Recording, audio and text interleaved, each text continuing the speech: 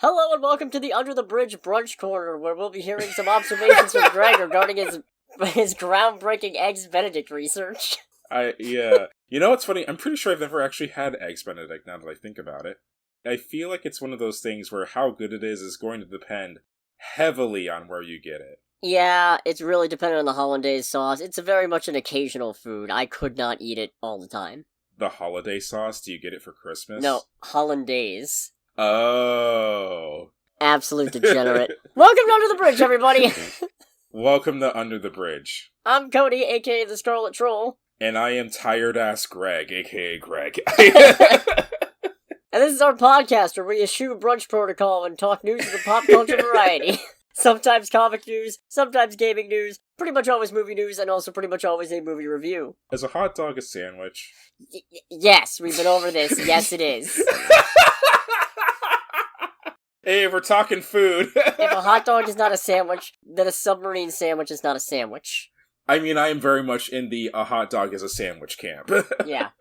Where was I going with this? I don't know. I think I've just derailed the first 4 minutes of this show, even though we've only recorded for 2. No, it's great. Absolutely perfect. No, make sure to like, comment, subscribe if you like this sort of quality derailment. We also have a video where we talk about the original Twister from 1996. If you want to check that out, please do. It's not doing super well, and I'm very sad. Amongst other movies that we talk about, too, with connections to newer movies, we have a sub-series called Cinema Synergy. Yeah. Help us synergize with the algorithm, please. Oh, God. We're gonna move on now. I thought that was good. No, it wasn't the worst thing I've ever heard. It didn't come from Elon Musk, so it couldn't have been. As to say, like Elon Musk's earlier comments, of which are very disgusting, with someone just off in the distance having the "oh, you" meme, but I think it's Sheldon from Breaking Bad, if I remember it correctly. Sheldon from Breaking Bad? Hold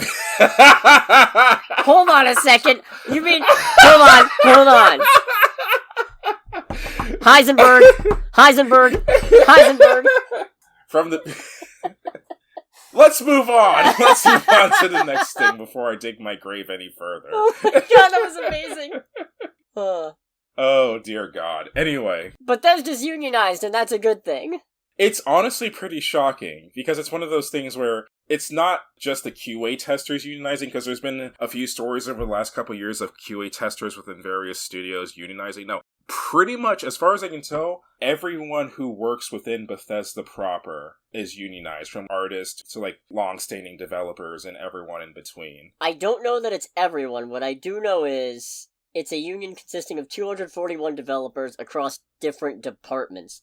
So it is being described as the first wall-to-wall union at Microsoft, at least? Yeah, this is the first game studio, Microsoft first-party game studio to be unionized. At least across departments, which means that it's not specific to one area. The entire studio, more or less, is devoted to protecting the rights of other people in different fields in that same studio, which is really cool. Which is really cool, and definitely a step up from what we've gotten before when it comes to anything in the game industry accepting unions in any significant capacity. Yeah, more telling big companies to go, or soon it doesn't matter, to go themselves. Right.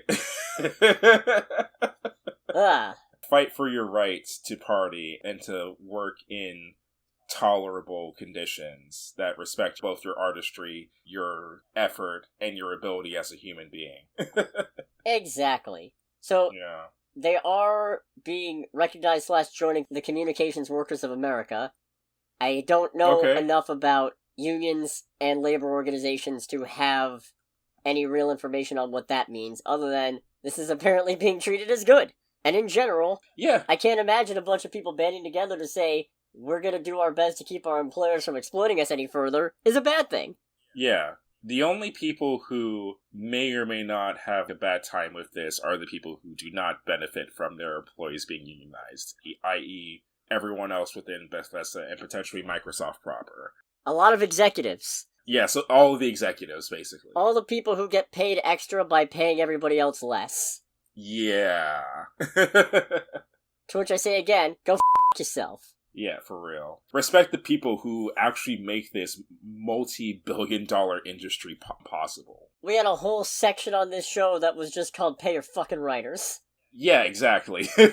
Man, depending on how much I trim out of this episode, I'm gonna have to do a lot of bleeping of myself. But you know what? Worth it. Right. So yeah, good for them. Yeah, good for them indeed. Positive development. Hell yeah. And now it's pretty much all superhero news.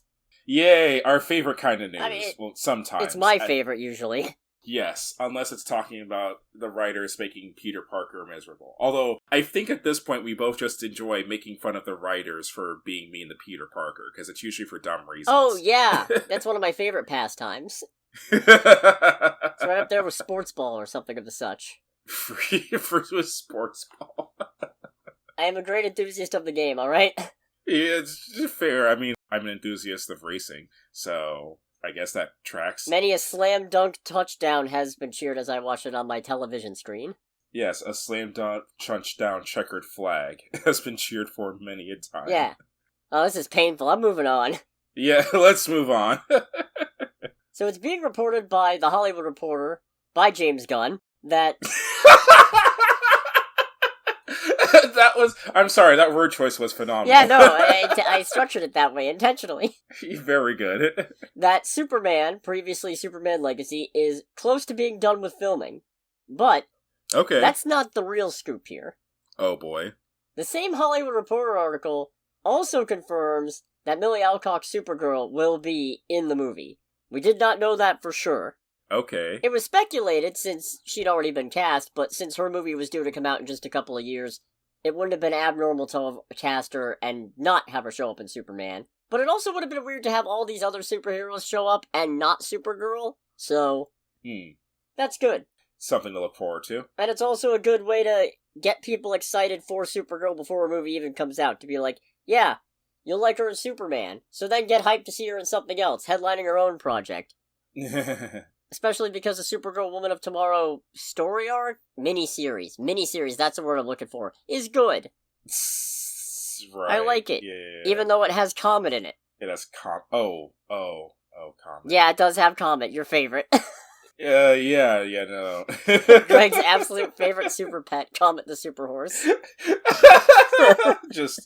Just get PTSD from all the depravity I've seen on the internet for the past, 20 years of my life.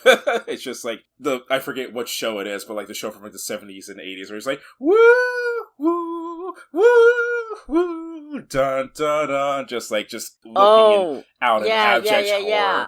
Oh, why don't I remember what that is? I want to say, I don't think it's from a Hanna-Barbera cartoon, but it sounds like something from an old No, it's definitely not a cartoon. I know it's live action. Yeah. I can't just Google it either, because how would I even type that? Yeah, no, and it's unfortunate because it's one of those things where it's if you've heard it, it's one of the most iconic TV show jingles ever, but it's cannot at all put a name to the show in question. I don't think it's the A-Team. No. I'm pretty sure it's not the A-Team. Maybe it is? No, I don't think that's it. The A-Team's more known for that da-da-da-da-da-da-da. Right, yeah. Oh, man, that's... What were we talking about before this? Millie Alcock is going to be in... Right, but I went into something else from there. Right, it was Comet the Super Horse, and then it was... Yes. Oh, yeah. Well, anybody... Me having that reaction to Comet the Super Horse. Now I remember. Anybody bringing up Comet around you just results in... It's a transparent picture of you superimposed over, a war zone. Oh, good lord. You're welcome for that, by the way. Yeah, not incorrect. I've inflicted many a trauma. Stop. He's already dead. You've inflicted too much psychic damage. Here's some news that I don't think is quite as good. Oh, boy. Apparently, there are currently directors in talks for the next two Avengers movies, and the idea is bringing back the Russo brothers. I mean, I don't know how movie development works, but I feel like that's something, considering how significant of a project the Avengers movies are, so that would be nailed down ages ago already. No, because those don't come out for another couple of years, and they'll probably be pushed back, I'd assume. Again. Fair. But, I don't know. Don't get me wrong. I like Infinity War, I like Endgame, but I'd also really like to see somebody else take on the Avengers at this point. Mm-hmm. Not the least of which because there's some real things in Infinity War and Endgame where I'm just like, okay, that's actually kinda... I don't like that. I wouldn't be surprised if Marvel's alright, we're talking to these guys again because they did the last two, and they did really well. So having them direct again is the safe option for sure. It's the Soul Stone. I hate the Soul Stone. I hate everything about the Soul Stone. What a stupid fucking idea. We tease this big important thing. It's the one that demands a price and it does jack fucking all. You gotta throw your fucking daughter off a cliff. Oh, is that all? Oh, is that fucking all? What happens if somebody threw Thanos off the cliff? He wouldn't have fucking died. Yeah. I don't know, I feel like it's still... How literal is the requirement there? Is it like Jessica Jones? Kilgrave tells, what's her name? Jessica's friend, who sucks later on. Oh, Patsy. Yeah, Patsy's like, I need you to put a bullet in your head, and Jessica just takes, like, a 9mm bullet, puts it in her mouth, is like, hey, look, you have a bullet in your head, and that somehow freaking works. Yeah. No, and also that whole thing was just an excuse to kill off Gamora, so they would have an excuse to kill off Nat, and I just hate it. I hate it. Yeah. Also, right. Don't get me wrong, again, they did some really good things with it, and juggling all those characters can be kind of a pain, but the fact that they set up a bunch of status quos that other directors weren't necessarily interested in following up on is kind of fucked up, frankly. Yeah, just a little bit. Setting everybody else up for failure. Anyways. Right. No, I mean, this isn't the worst thing in the world if they do come back. I I remember hearing Sam Raimi was in contention, and god fucking damn it. Would I kill for a Sam Raimi Avengers movie? The man's basically the godfather of Marvel Comics movies as it is, since he made the original Spider-Man trilogy. Right. I mean, okay, actually the real godfather should go to... Who directed Blade? Okay, I guess Stephen Norrington should technically be the godfather of Marvel movies, but... You know what? I feel like the Spider-Man movies... Bigger splash, more iconic character, showing that colorful costumes and what have you can actually work on the big screen if you put enough compelling characters behind it. So, I'm gonna give it to Sam Raimi. Yeah. I would've liked Sam Raimi. I would've liked Destin Daniel Cretton, but he decided to work on Shang-Chi too, which I respect. Yeah, absolutely. But anyways, regardless of... I mean, I'll still see it. It doesn't matter. I'll still watch it. Right, yeah. It would take a lot for me to say I'm not watching the next Avengers movie. And I mean a lot. I feel like the thing that it would take for you to not see Avengers would have to be something where it's just like, no, something has gone horribly wrong because this is not Marvel. It would be like something paramount to like what Marvel is as a movie company. It's like, nope, something's gone wrong. There's been a weird-ass secret. The Skrulls have taken over Marvel. Sony buys Marvel Studios. Yeah. That's what it would take. Yeah. Then I just... Even then, that's not a guarantee, actually. I'm still gonna go see Kraven for crying out loud. Yeah, it's the thing of like this, this is as close as I've ever been to just giving up, but I'm also too involved to just bow out now.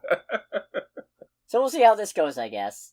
Mm-hmm. And now, I'm gonna call this a one-off segment, because I can't imagine how this turns into a recurring thing, but I'm calling this Kevin Feige's Gone Mad. Is that a good thing? I feel like that's a good thing. It's a pretty good thing. He's just spilling all the tea, and it ain't even Comic-Con yet. Is it like sweet tea? It's pretty Is sweet it like tea. Lemon tea. Yeah, okay. It's like, as long as it's ice, because goddamn this heat. Lemon tea's tart. Lemon tea's got some real bite to it, you know? It's not just sweet. I mean, fair enough. There's a reason one of my favorite blends involves mixing lemon tea in with stuff, because it adds a nice little punch in the face, you know? When you need to relax on a hot summer day, all you need is some sweetener, some lemon, and a punch in the fucking face. I don't know why, but all I could think was I like my tea like I like my women punching me in the face. That's not even true, so I don't know why that was. What would you like in your tea today, sir? It's like, iced, some honey, a little bit of domestic abuse. Look, I'm sorry, that's not a funny subject, but the idea specifically of me requesting a punch in the face is pretty funny, I think, so... Taking a sip, it's like, this tea's good, but it's missing something. Woman just comes by, just, bitch slaps you in the face, it's like, there it is. There's the secret ingredient. There's the 37th flavor. 37? It's supposed to be 32 is the secret number. Oh! Whoops. You just outdid Baskin-Robbins by a 5. I might have made a blend of my Baskin and my Wu-Tang just now. The 14 Fists of McCluskey. Anyways, get slapped in the face while drinking tea, walk off, you just hear the Ryan Gosling Ken clip. Sublime! Yeah. What is This is madness. This is absolute madness, and that's why we're here. And if you enjoy this madness, make sure to like, comment, and subscribe, even though you did that bit earlier. Ring the like button and smash that motherfucking bell. Smash that bell like women smash Cody in the face. I might cut this whole bit. This might not even stay in, we'll see. That's fair. If you do, I do not blame you. Man.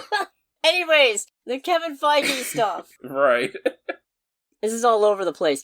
Talking with comicbook.com, he confirmed that there is, in fact, a TV series being put together for Disney Plus about the character Nova.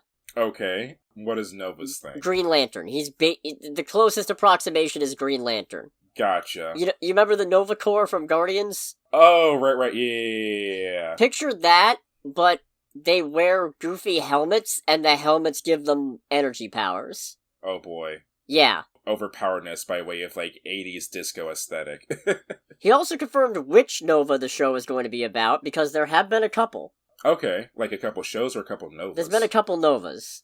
Okay. And the one who's getting a show is none other than Richard Rider. I'm gonna stop myself from making a lot of Richard Rider. Stop it! Richard! We just had the whole T segment, goddammit. Richard Rider. Nothing funny to be made there. Oh, God almighty.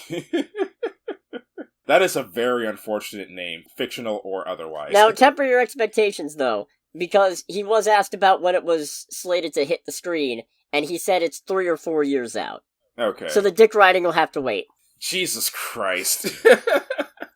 That's what we call... I don't know what we call it. Building suspense? Bait and switch? Going for the long and hard haul here. With Dick Rider. No, I'm excited for this. I like the concept of Nova. I've read him in a few things. Also, he's been pretty interesting since he came back from the dead. Wait, was he dead? I think he might have just been stuck in the Cancerverse. What, dare I ask, is the Cancerverse? A universe where death doesn't exist or was killed or something and life was able to grow completely, horrifically out of control. Oh, that actually sounds kind of interesting. Yeah, no, it was good. Yeah, okay.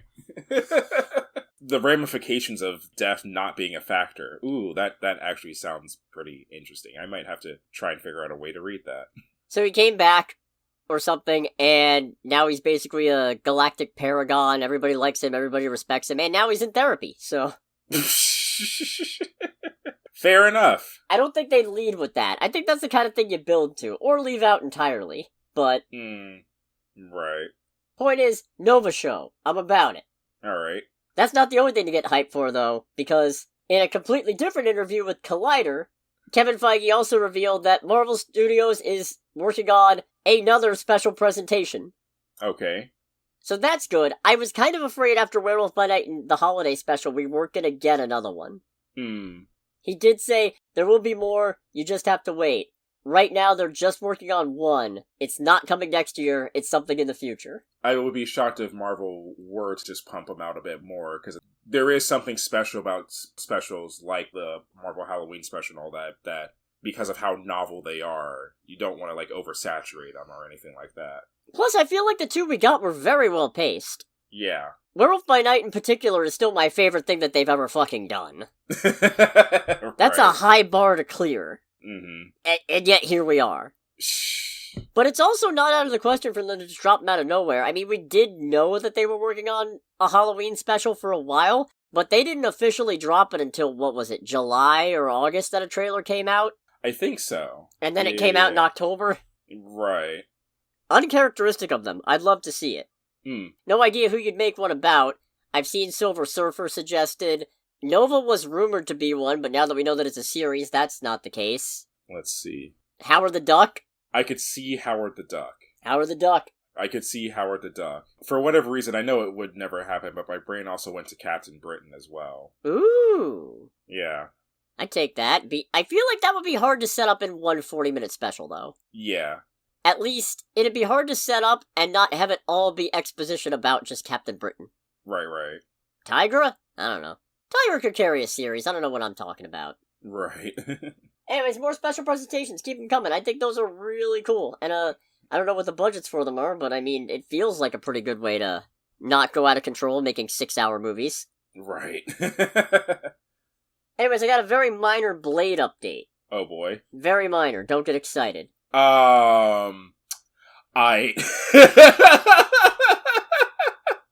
He teased the idea that Blade is very likely going to be rated R. I am completely okay with that. Yeah.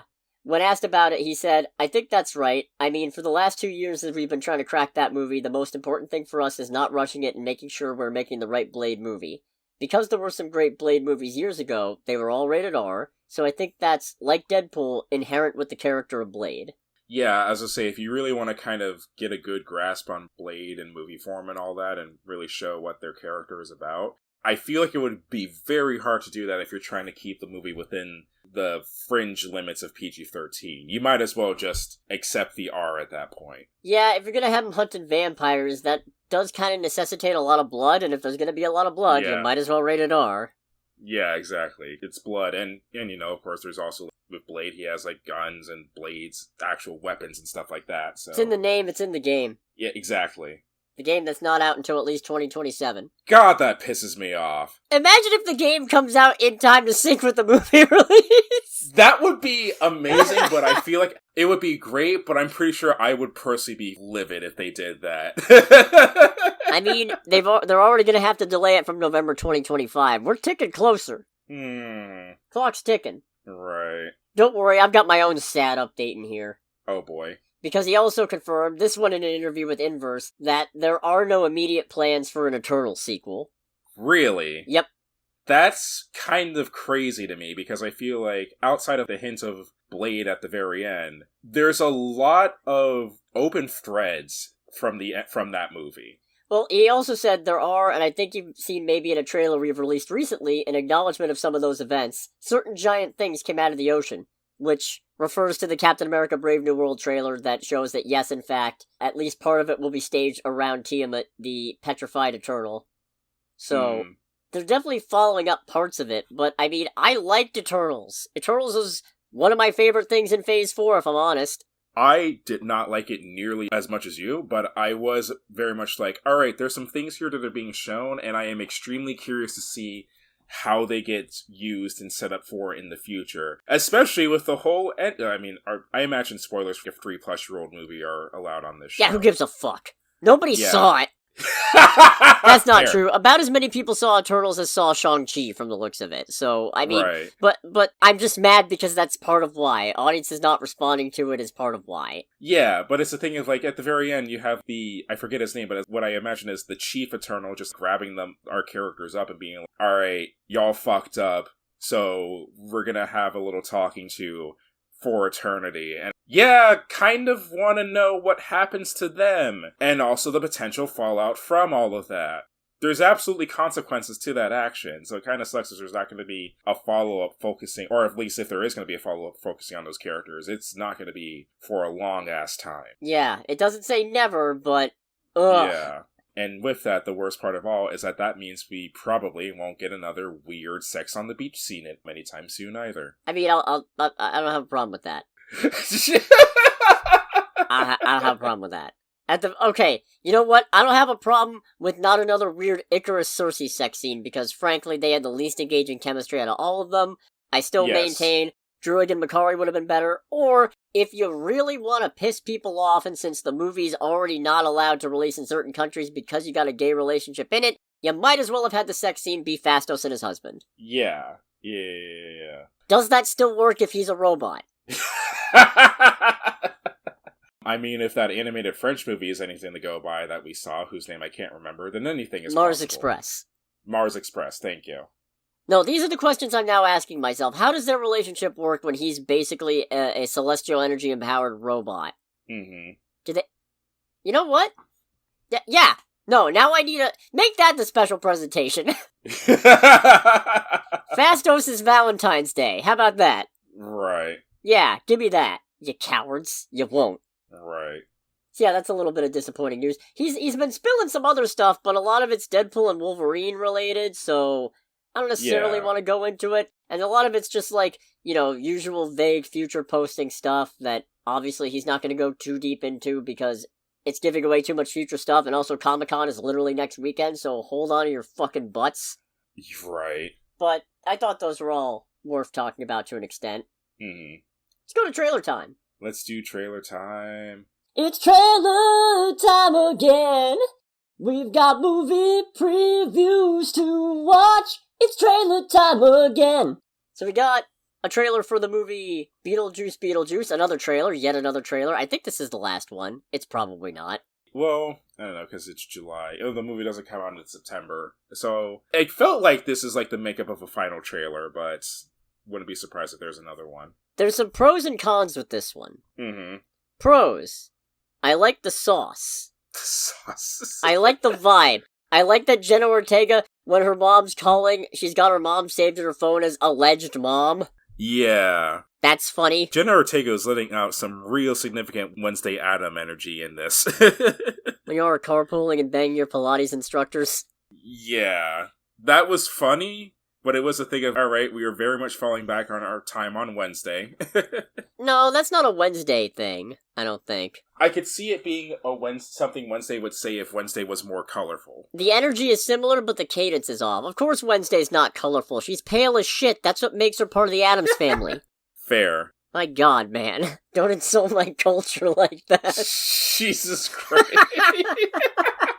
Now I'm imagining, like, the meme of, like, the two women crying and pointing at the cat on the table. Yeah. But it's just, like, you and Wednesday Addams, Jenna Ortega, it's just me at the table. And you're the cat. It's like, I stand by what I said. Oh, man.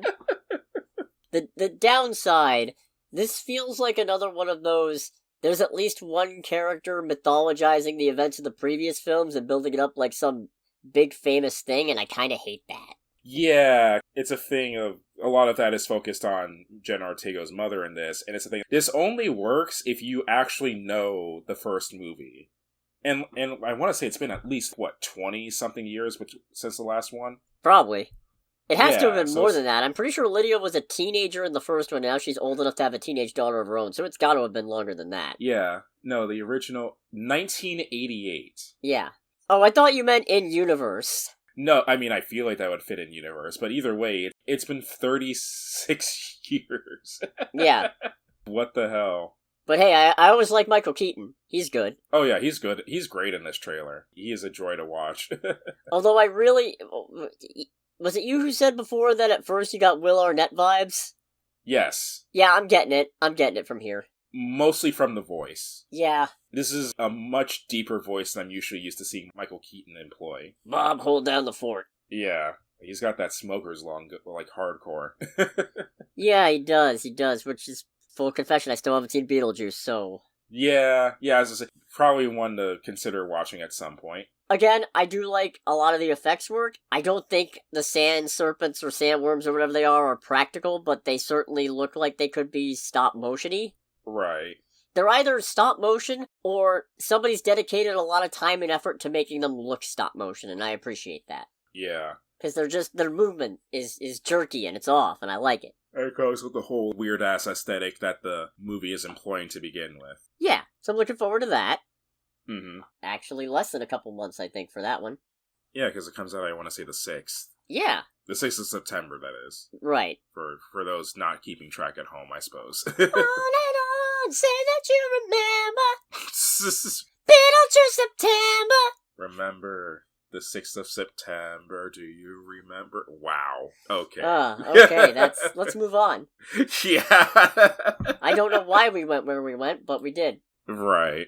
We also got a trailer for A Different Man, starring Sebastian Stan. I have no fucking idea. Yeah, I have no idea. I feel like this one comes from A24's LSD division, because that's the vibe I'm getting from this. Similar. Very similar. I don't know what to make of this, because it's gotta be at least partially a comedy, because those effects are haunting to look at. Yeah. I mean, it's described as a black comedy psychological thriller. That is a strange mashing together of genres. I don't think I've seen that combination before in any movie I've personally watched. I'm positive I have to have seen at least one. Does the really shitty Hellboy from a few years ago count as that? No. What's psychological about that? Yeah, fair. That movie's anti-thought. You think anybody put a single thought into anything that went on in the last Hellboy? Get out of here. Yeah, you know what, that's fair. Hold on. Comedy, psychological thriller films. How the fuck is American Psycho a comedy? Get the hell out of here. Come on, what about the part where Christian Bale is setting up his apartment to be ready for cleanup after a murder while he's espousing the values of Huey Lewis and the News as it's hip to be square to the guy he's about to murder? Gradually building up to a crescendo and then going, "Hey, Paul!" And then he just takes an axe to his head? You're telling me that's not at least a little bit funny? No, I think it's horrifically depraved. And also shows how great of an actor he is, for what it's worth. You just don't get it. Okay, apparently Cocaine Bear is considered one. I don't know if I completely agree with that. It's black comedy, that's certainly not a psychological thriller. No, God, no. That's a black comedy monster movie? Yeah. Wait, what kind of bear was it? I think a black bear. A female black bear. Yeah, you're right, that it's a black bear comedy, yep. You know what? Even though it's not really, like, horrifically, like, violent or grotesque, Knives Out does fit, I feel like. No, it does not! Oh! The Menu. Yeah. Okay. Okay, yep. we've got at least one definitive one. One that we can both agree on. Yeah. Alright, good. Yeah, alright, cool. We've seen at least one. We've seen something. Finds the last guy in the hide and seek. Because you were the last one you found, here you go, just does a whole in-depth on this dessert right before this person's about to get killed. And a moose-boosh. The last one to be caught in hide and seek. Yeah, it's just anyways, like, back to a different man. Yeah. I will watch this eagerly, but I am still very confused. I am also extremely confused by this. Which is part of why we went on that tangent about genres. Yeah. Instead of talking about the movie. And I think that kind of sums up what could be said about the trailer. Yeah. Looking forward to it, though. Mm-hmm. Much less definitively, Conclave. Religious thriller flick. I don't know how I feel about this about one, selecting honestly. a new pope, and then it turns into a whole thing. Weird-ass religious political conspiracy, with, like, at least one bombing / possible attempted murder. I do not know what to make of this film at all. Oh, but hey, speaking of the Menu, Ralph Fiennes is in it. Yeah, honestly, that's the main thing that has me drawn in, is that Ralph Fiennes is in it. Well, now let's also give some more credit where credit's due. It's also got Stanley Tucci and John Lithgow. I mean, okay, yeah, fair. The Tucci is loose.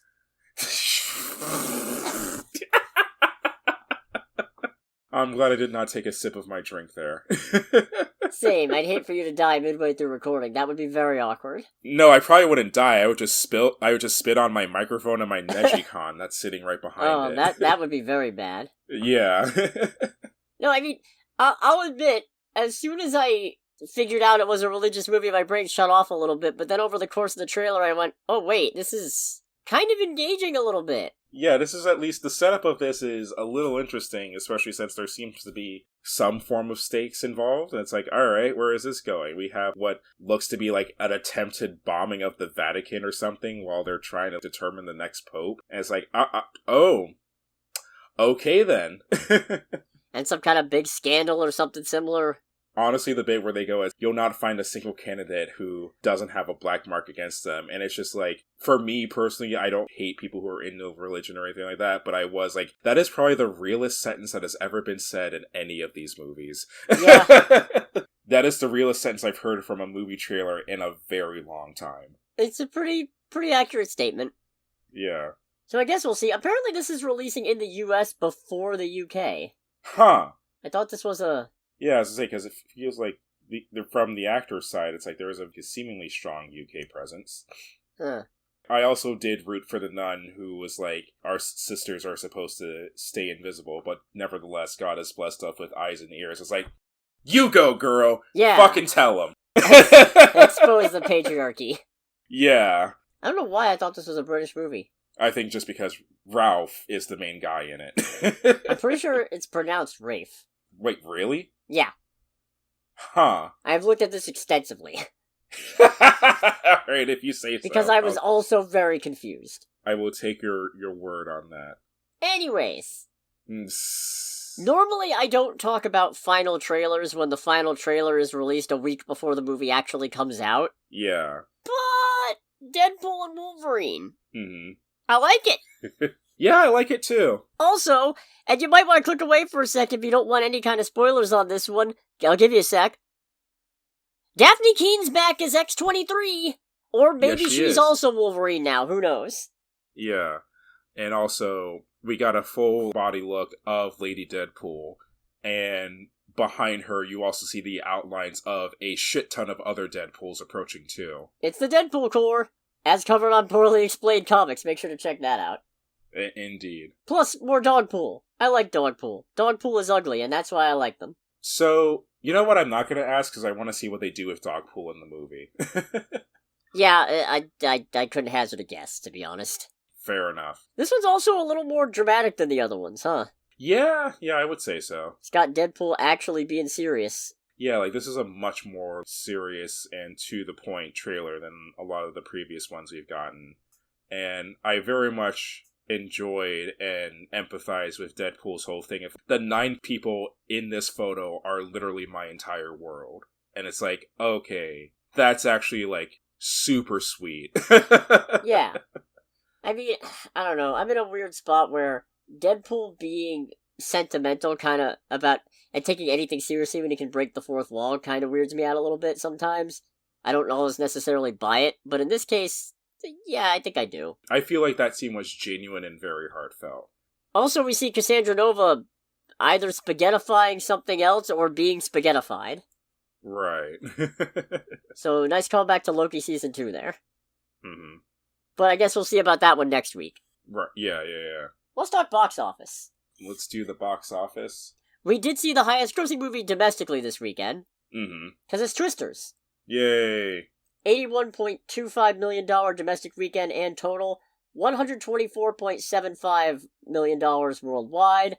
That's much higher than it was expected to do. Domestically, it was expected to pull in $50 to $55 million. But it really? Apparently has a budget upwards of $200 million, so it still has a ways to go. Yeah, Nope. Sorry. I am not that hopeful for this movie. Let's see if it's an F2 or an F5 box office disaster. Oh, yeah, and... Oof. Whoops! Shouldn't have said that just yet. Yeah, I'll have to bleep that one. Thanks for that. Yeah. Whoopsie! Anyways, I also saw the movie Oddity, which took in $562,333 domestically this weekend and in total. No worldwide release information yet. It came in 12th place at the box office.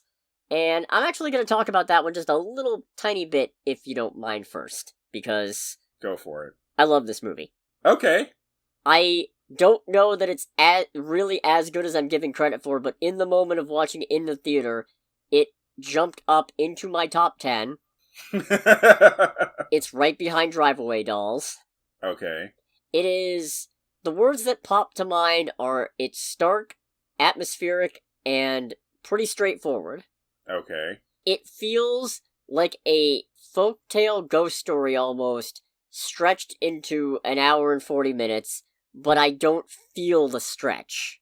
So much of the movie is just a constant state of tension, and every frame, every shot, feels like what it's trying to communicate in terms of vibe, in terms of story, in terms of mood, is 100% clear to me.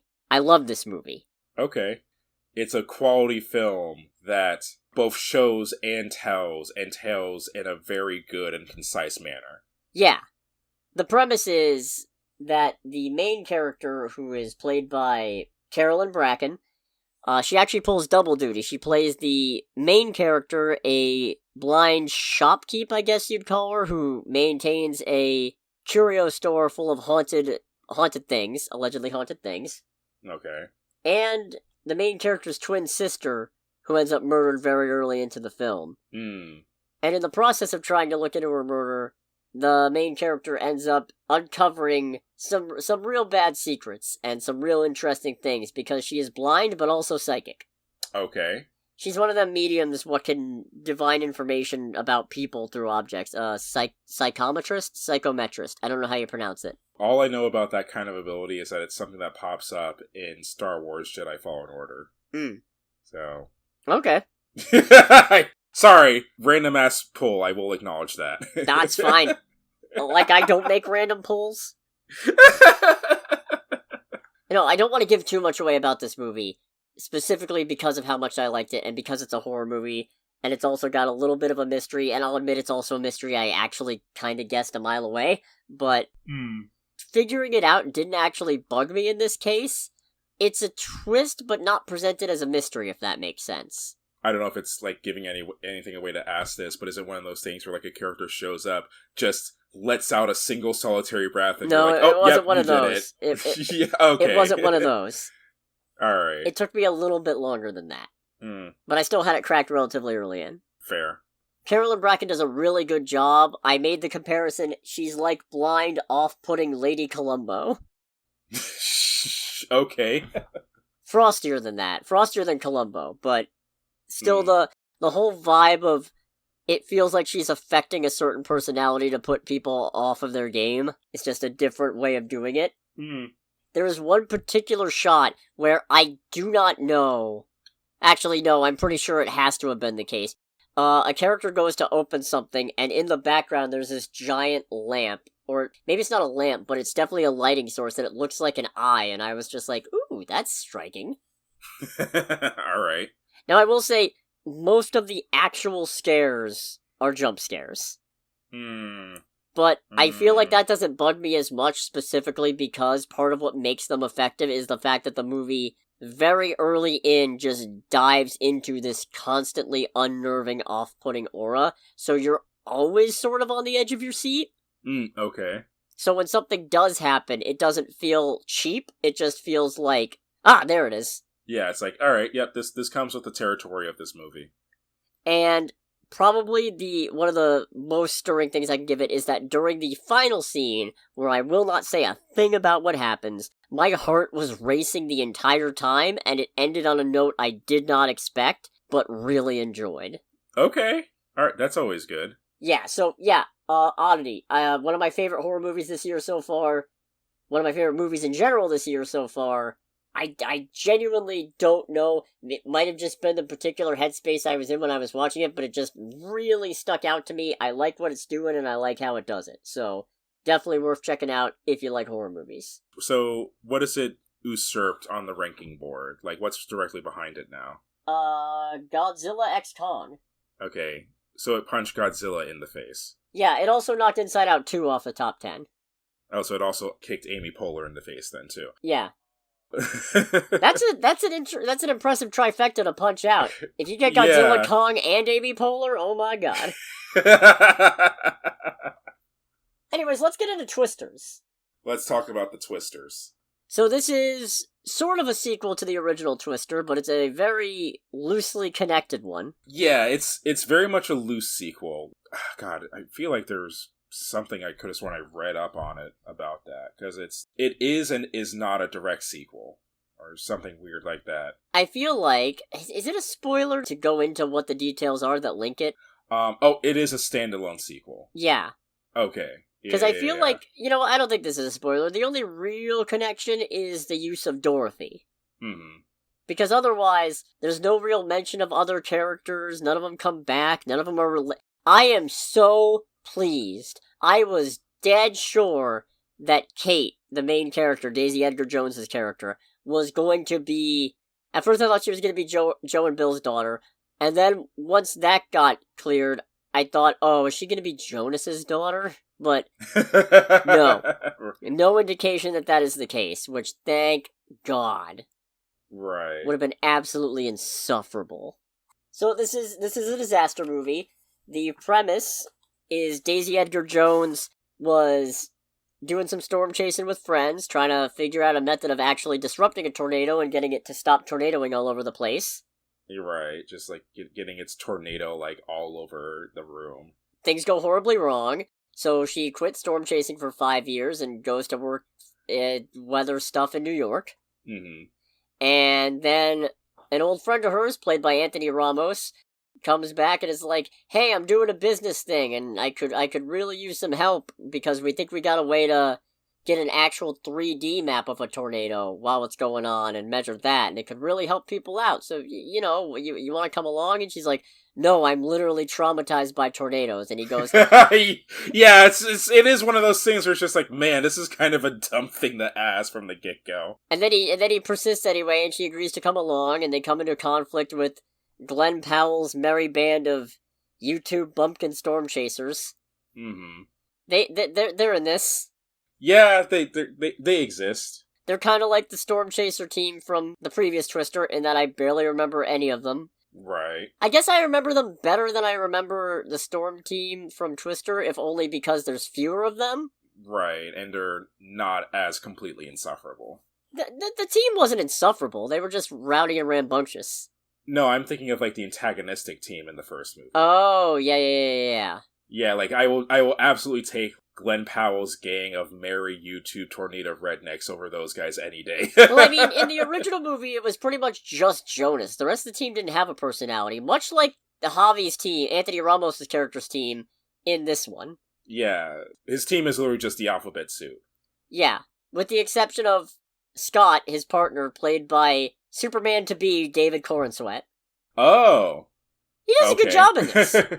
Yeah, he did. He was a very notable, unlikable person in this. Yeah. Most of the main cast does a good job. Glenn Powell knocks it out of the... He's doing really good in this particular attractive but still approachable leading man niche, you know? Yeah, 100%. Because by God, he's hot. Yeah, he is. Even with that extremely punchable face. That I want to say that's stuck around since Top Gun, right? Yeah, no, I don't know what it is. It's just a vibe, you know. When he's got a certain look on his face, you just want to square off and bam. Well, the thing is, like, I'm pretty sure for both of us, our first major exposure to him was Top Gun Maverick, in which his character, because of how much of a jerk his character is, has just by default the most wonderfully punchable face. So that's a positive in this movie's favor. Not the punchable face thing, but the fact that most of the actors are really good in it. I feel like Daisy Edgar Jones is doing her best, and is more let down by her character doesn't have an awful lot to do except be scared of tornadoes and then stop being scared of tornadoes. Yeah, I definitely feel like Glenn Powell and Anthony Ramos, and even a few of the side characters at certain points in the movie, had more going on, but I don't think that's anything, like you said, it's not anything to do with Daisy Edgar Jones's, like, performance as an actor, but more so the character that she had to portray. And yet, despite feeling like her character had less, it feels like she does a better job than Anthony Ramos for most of this movie, who I don't dislike, but it feels like all of his really good performance was in the first 5 minutes and the last 5 minutes. Yeah, I can feel that. And then the rest of the time, he's just kinda coasting. Mm-hmm. Also, I don't know if this is a nitpick. It might just be a structural underpinning thing. Can I just say how sick I am of disaster movies feeling the need to introduce any kind of human antagonism? Yeah, I can get that, because it's one of those things, we need to have a bad... Nature is the bad guy. That is the whole point of this genre.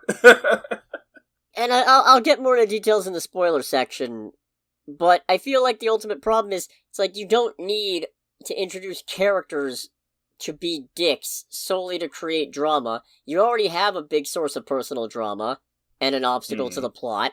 It's the main character's own deep-seated sense of inadequacy and lingering trauma. Oh, and also, all the fucking tornadoes! Yeah. It was kind of stupid when Twister did it, and it's stupid when Twisters does it. Yeah. It's maybe a little bit better in Twisters, but only because it's also a little less developed, but that also makes it worse? It's less developed, but because of that, it makes it more approachable at the same time, I feel like. Yeah, it's one of those things where it's like, from a technical perspective, this is a bigger failing, but it also means I have to watch this stupid part less, so you know what? Yeah. I'll take it, I guess? I'll take the small victories that I can get my hands on. Oh, another con. I hate the soundtrack. The soundtrack in this movie is not great. So, the issue is that for original movie score, it's mostly kind of, in a manner of speaking, atmospheric. Not anything that really invokes any kind of reaction. It's like kind of like the standard score that would go with a movie of this kind. Like, you have your pieces that are just like kind of general background music. You have pieces that are for the dramatic conflict that pops up. You have kind of the Toy Story-ass we're going on an adventure music.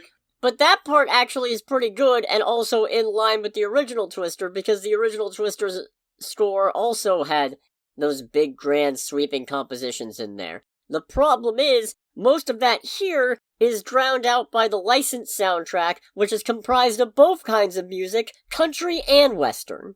Yes! And it's pretty much used only and very loudly when Glenn Powell's character, Tyler Owens, is on the screen. And it's one of those things where on the level, it does fit. It fits perfectly with the character and what's going on when the character is on screen, because Tyler Owens' whole thing is being big, loud, and obnoxious and doing crazy-ass YouTube things. But, man, it's unfortunate because I'm also someone who just does not care for country western music to begin with. But it just kind of sucks. Same. I'll admit that I'm biased, because it's not my preferred genres either. But, boy howdy, after the 29th track of I Love My Guns More Than I Love My Wife's Right to Bodily Autonomy... I will say the best thing about the licensed soundtrack for, like, the country music is that it is used in, honestly, one of the best jump scares I've ever had watching any movie. You're right. And it's not even a scary jump scare. It's honestly one of the funniest fucking jump scares ever. No, it was pretty fucking good. Yeah. And then we get the return. Oh, man. What else? The tornadoes are good. The tornadoes are really good. They're not, I mean, even though it's, once again, this movie makes use of a good bit of CGI, because it's like, you know, when you're filming a Twister tornado movie, I feel like it's really hard to get Mother Nature on the call and be like, hey, we need you to just destroy a couple small towns, murder a few people through acts of God. Can you do that for us? Well, yeah, all the tornadoes were done with effects. That's what they did in the original. They didn't film actual tornadoes. You know how gross that would be? Oh, yeah, no. And I don't know, I feel like there would be someone who would watch this movie like, the tornadoes don't look legit. It's like, yeah, fucking course they don't.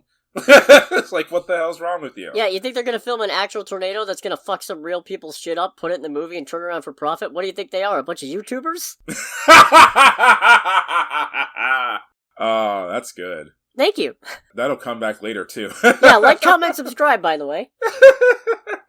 I don't know how I feel about doing multiple pitches in one video, but... I feel like that's the third pitch we've done. Yeah. Let's see. Is there anything else that really jumps out at me that's not a spoiler? It's also pretty funny. This movie has a surprising amount of humor in it. Not everything lands, but the ones that do, pretty decent. Yeah. There's a lot of Chrysler products in this movie. That's just like something I personally noted. Glenn Powell's main vehicle is a highly modified Ram 3500. Javi's main vehicle for most of this is a very modified Ram T-Rex, which is a literally 700 plus horsepower supercharged pickup truck.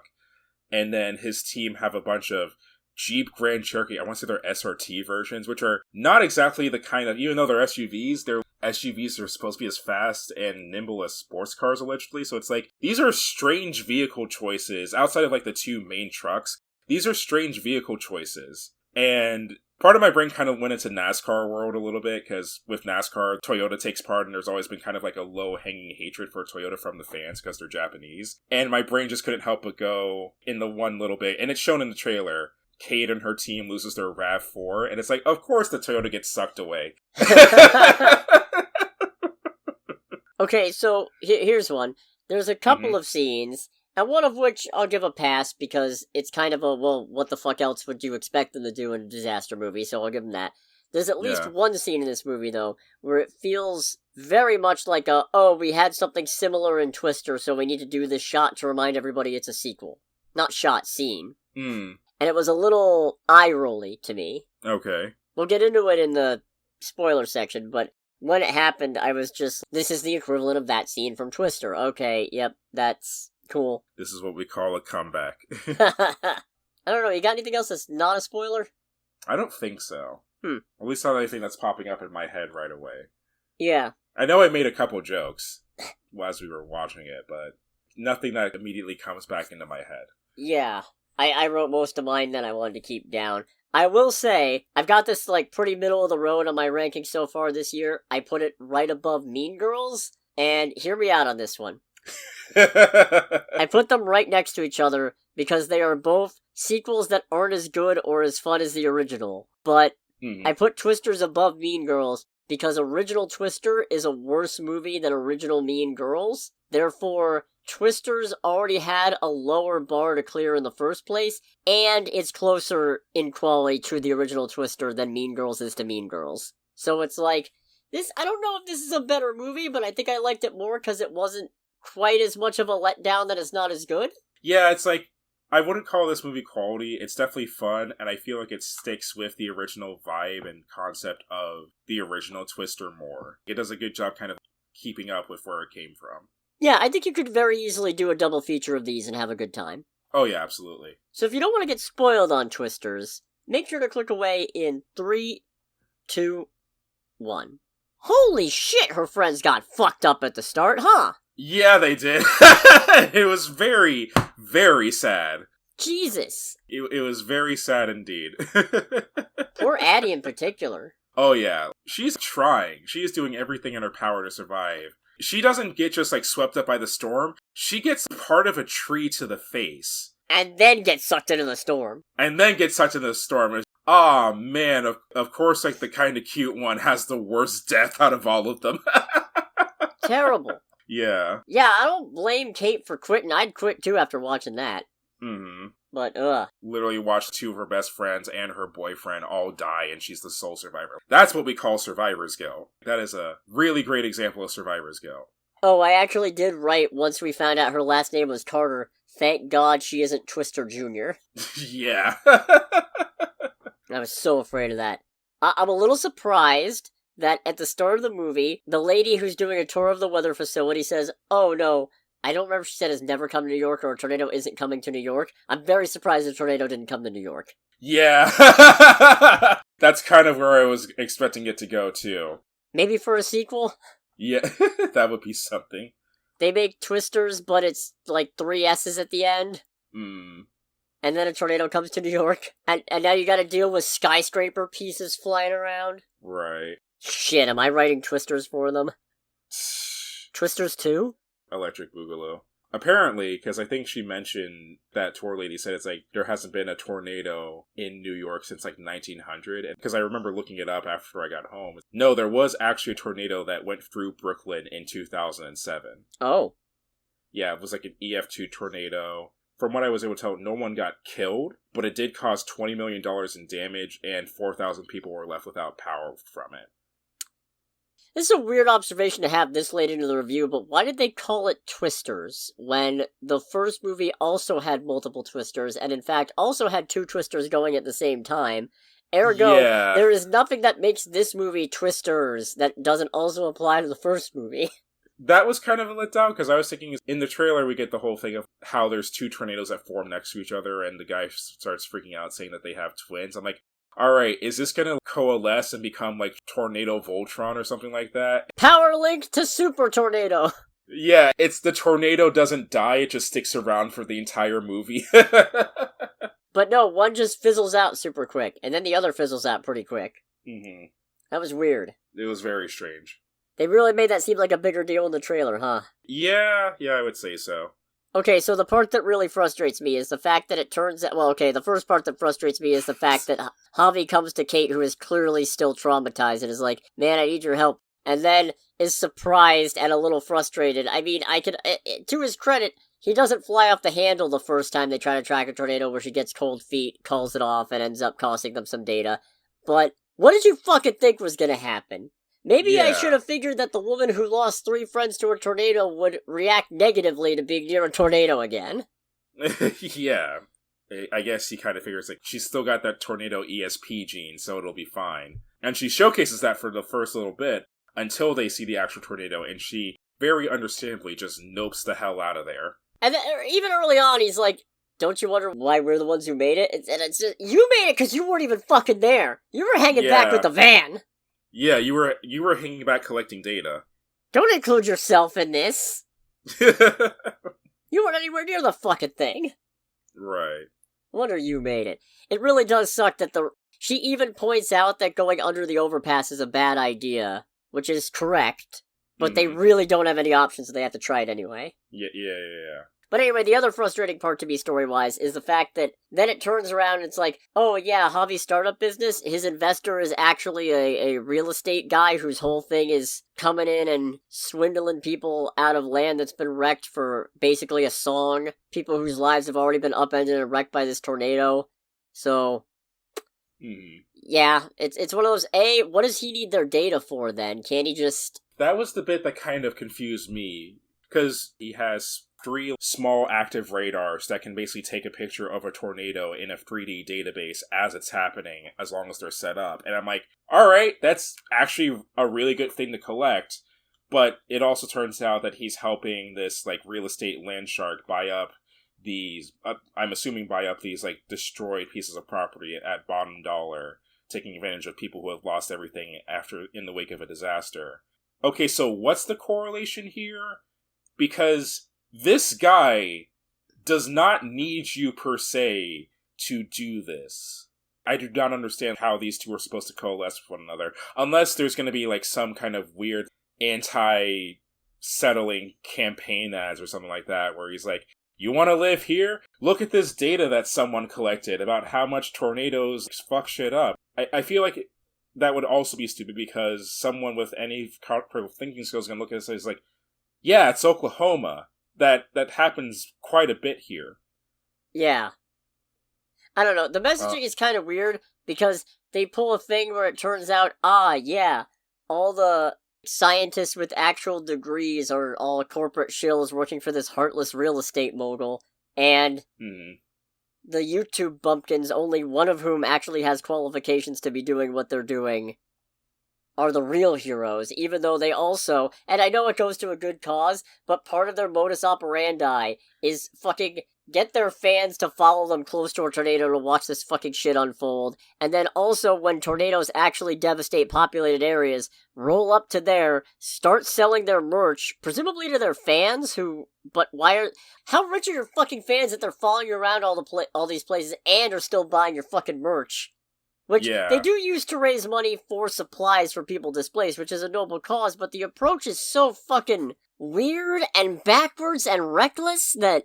Yeah, the approach is weird because the movie doesn't really showcase that they're selling this merchandise to fund people, right up until there's a moment where one of the girls with Glenn Powell's crew comes over to Kate and says, like, here, eat something. It's like, this is the whole reason we sell merchandise, to, like, help these people. It's like, I feel like that could have been gone over and explained a lot earlier in this movie, and in a significantly less ham-fisted way as well. No, but they needed to make it a twist. They needed to make it a twist so that Kate could be all, oh, maybe these guys aren't as bad as I thought, and also maybe Javi and his crew are actually fucking inhuman monsters. I thought you were going to say something that's like, yeah, they need to make it a twist, because it's Twisters. Shut the fuck up! I mean, I'm pretty sure I made that same joke during the course of the movie, but shut the fuck up! I was to say, I'm shocked you didn't say that just now. I can't be mad. As an aside, when I was checking like what people were saying on the movie's subreddit about this, I was surprised to learn that apparently in a lot of the scenes where they have newscasters talking about the crazy storms and tornadoes that are popping up all over the state, apparently all the newscasters that show up in this movie are legitimate meteorologists from local Oklahoma news stations. Oh, that's pretty neat. Yeah, and people apparently, for the people who watch the movies in that part of the country, in like the Midwest and Tornado Alley and all that, apparently a lot of people are really happy to see their like the local weather people, and these local weather people apparently have significant fan bases in that part of the country too. Huh. So I was like, you know what? That's pretty cool. I'm glad that they got actual meteorologists to show up and not just have actors to come up and say it's like, tornado's bad. Okay, also, I'm glad that Tyler, Glenn Powell's character, and Kate, their relationship isn't super overt by the end, like they're not shagging in the back of the truck or anything, which is good, because I feel like he comes off a little aggressively strong at points. Yeah, there's some weird, nondescript, but still very obvious, but trying its best not to be obvious, sexual tension between these two characters. There is tension, but I feel like he's not good at taking a hint. Yeah. Although, it's again, I guess... He just straight up follows her to her mom's house somehow. Yeah. How did Which he is do never that? explained. Why did he do that? I forget what he said, too, because she asked him, like, how did you know I was here? And I want to say he said something that basically came along the lines of, like, it was just a hunch. How do you know what her mom's house is? Yeah, what?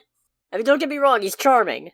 Yes, he's charming. One of the best lines is when her mom is telling a story about she was in the middle of giving Kate a bath when Kate was a kid, and then Kate just bolts out and stands in the middle of a wheat field watching some kind of weather pattern, and Kate starts cutting her mom off, and he just goes, "Keep your clothes on, Kate, let your mom finish." That's a good line.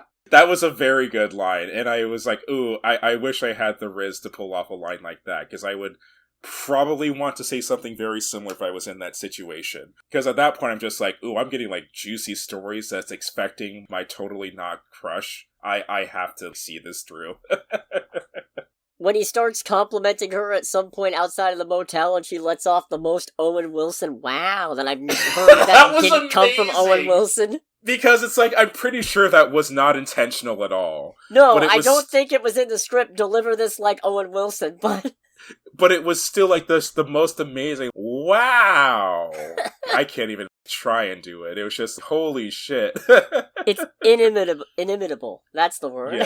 Yes, indeed. Once again, we get, especially with the whole thing of trying to not have the sexual tension, we get various scenes of Glenn Powell being very hot. Yeah. Especially the bit where he's walking back to his truck in the rain, in a white cheese shirt. At which point, I'm literally going, alright, y'all aren't even trying to hide it anymore. Sad walking away Hulk music. That's the most in your face, it's like, look at this sexy man scene I think I've ever seen in a movie. Also, Glenn Powell in that fucking compensating for something truck is the best jump scare ever. Yeah. He just pulls out in front of them out of nowhere, and we both went, ugh! Kate, Javi, and Javi's team are all driving to the scene of the next tornado. All nice and relatively serene, are starting to get their game plan going. We've got this wonderful Toy Story-ass music, and it's just Ram 3500 country music blaring. Wow! It's just like, where the fuck did this come from? There goes the ambiance. Yeah, for real. Okay, that's a good jump scare. That was a very good jump scare.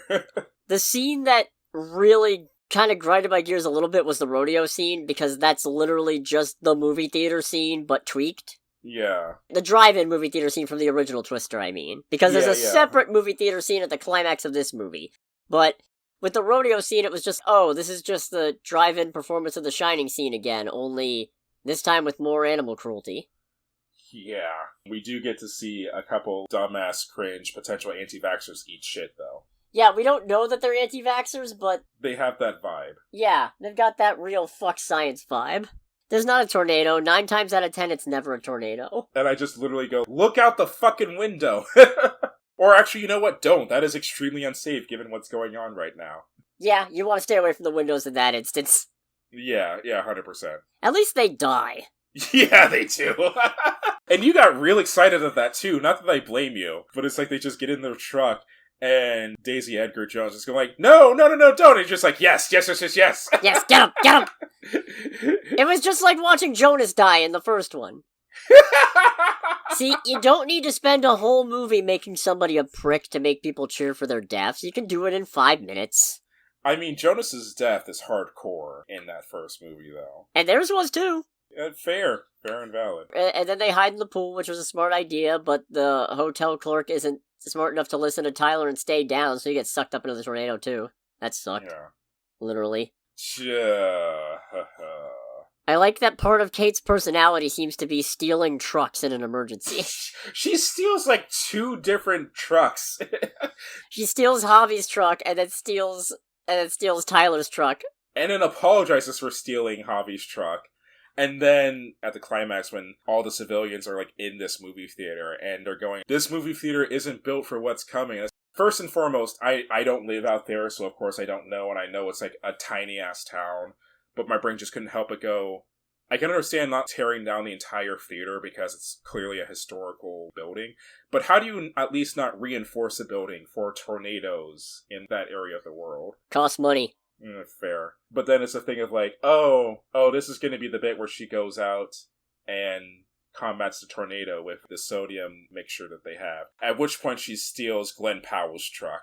Yeah, that was pretty funny. The first time it was kind of funny, do they realize that, do the writers realize she just stole his truck? And then she apologizes, like, okay, they do. And then the second time it happens, alright, this is becoming a habit now. Kate, settle down. Yeah, and honestly, she 100% should have died during all of that. Because she straps herself in, deploys the thing, but we see the truck, because the truck also has these devices on its side that lets it dig into the ground to reinforce itself against the tornado. But the tornado is so strong that it actually defeats those anchors and pulls the truck out and flips it over. The thing is that Kate's body is strapped in to the truck with a racing harness, but there's nothing around her neck. And that truck is getting flipped over multiple times very violently by the storm. I'm just like, no, you should be dead. Your neck absolutely should have snapped with how violent that got pushed around. I'll give the movie a teensy bit of credit, and also, under the grounds that it's already a ridiculous fucking movie, I will give it this, because to its credit, we do see Kate kind of just inhale and then go limp before the truck starts dragging around, and that's very important for surviving any kind of vehicular accident. It's why a lot of drunk drivers end up being the least harmed in car crashes, because when your body tenses up, it results in more fucking damage. Oh, okay. Now, granted, a lot of tensing up is reflexive and can't really actively be fought, so points off there, but for having her consciously make the decision to go limp while the truck's being dragged around, I'll give it a bit of a pass. Fair. And then we get Glenn Powell digging the truck into the airport driveway. Which is just a total power move. Because he's trying to stop Kate from leaving, and the security guy's giving him a hard time because, it's the whole terminal is for immediate loading and unloading of passengers only, so he's telling him to move his truck or it's going to be towed. And then he just gets the idea, oh right, drills car into the ground so they can't move it. Yeah, and with Javi just wonderfully going, attaboy. See, that's some of his best acting, and it's the very end of the fucking movie. Yeah. This was kind of a confused movie. It's not... It's a fun movie. Yeah. There's not really a Dusty, is it? I guess Glenn kind of is the Dusty, but also he's the Bill. Uh-huh. Huh. Yeah, I don't know. I found this to be a fun enough movie. Yeah, it was an enjoyable time. You got anything else? I don't think so. Cool. In that case, thanks for watching, everybody. Next week, it's Deadpool and Wolverine. Yeah, I don't think there's any surprises there. Let's fucking go! Yes. I'd say one of the most anticipated Marvel movies in quite some time. Guardians 3 just came out last year.